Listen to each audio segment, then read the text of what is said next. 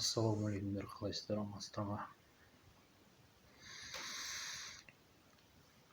Түпқараған ауданы Ақшұқыр ауылы, Жаңақоныс көшесі 27/2 үй тұрғыны қуаты Бауыржан. Маңғыстау облысы, Қазақстан Республикасы. Кеше видеообращение жасадым, ол майор Мырзахметов шықпай жатыр деп. Сол келді, кеше әскери бөлімге барған кезде. Сол келді, сөйлестік. Ол маған виписка алып кел дейді банктен. Неше 6 айлық түскен виписканы алып кел дейді.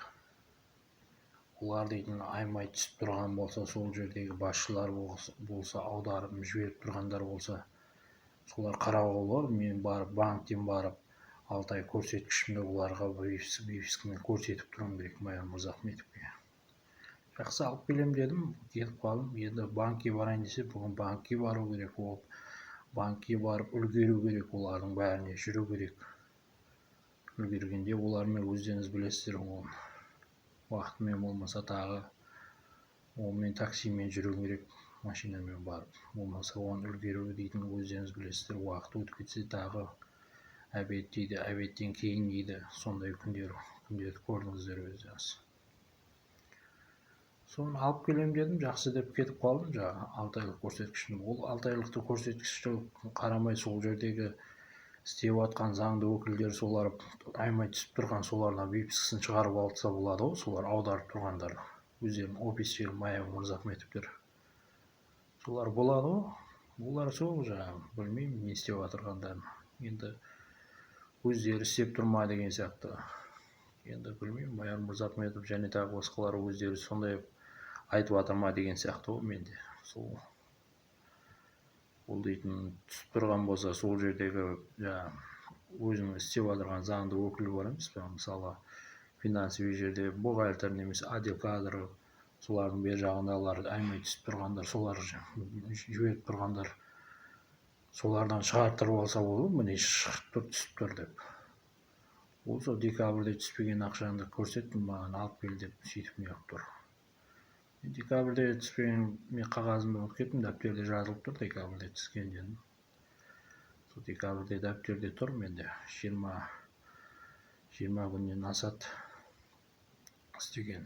Сонымен расчетный беріп, сонымен 35.02 сөйтіп расчет тасып есептесіп шығару керек.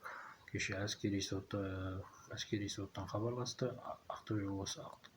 Ақтөбе қаласынан Есет Бағдар даңғылы деймін, әскери гарнизоннан. Ол кім?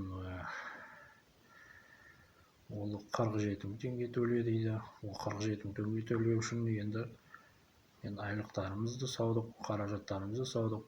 Енді ол дейтін осындай ситуациялар. Олар дейтін сол декабрьдегі айлықтарын түсіп атса, демалыс дейма, жәрдемақы дейма, сол 47 мың теңгесін беріп, сонымен қойған, себепсіз қалған дейма. Сонымен 47 мың теңге мемлекетке аударып, сонымен қою керек. Ол дейтін декабрьдегі айлықты кеше көрдіңіздер, WhatsApp-пен сөйлесіп тұр ол. Мен WhatsApp-пен сөйлеспейін дедім, заңды тұлғаға, сол жердегі финансовыйда істейтін қыз әйел адам.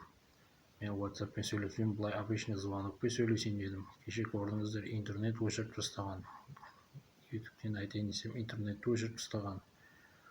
Уақыт ұрлау, интернет ұрлау, осындайлар. Ол ер қыз, әйел адамдар. Содан кейін мен бүгін шығып атырмын енді. Мен барып бәріне үлгеру керек. Бәріне үлгеру үшін оларға жағандай өздеріңіз қарайсыздар енді. Үлгеру керек, олар машинамен бару керек, өйту керек деген сияқты. Сәл жақында болу керек деген сияқты.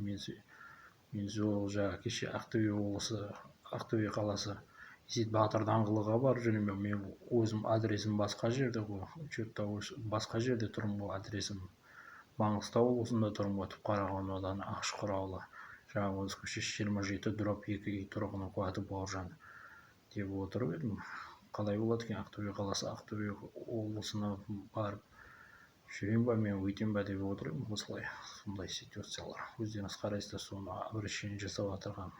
Не осындай. болыңыздар. Жақсы, рахмет, сау болыңыздар. Сендермен бірге болған Хиуа ханы аты жөні ұлты Бауыржан Бейік Бауыржан, табыныр ол жоғарыдағы Түркістан Арсанбап Бауыржан Бейік Бауыржан, ол ер адам табыныр ол жоғарыдағы. Сендермен бірге болған Бауыржан Бейік Бауыржан. Жарайды, жақсы, рахмет, сау болыңыздар.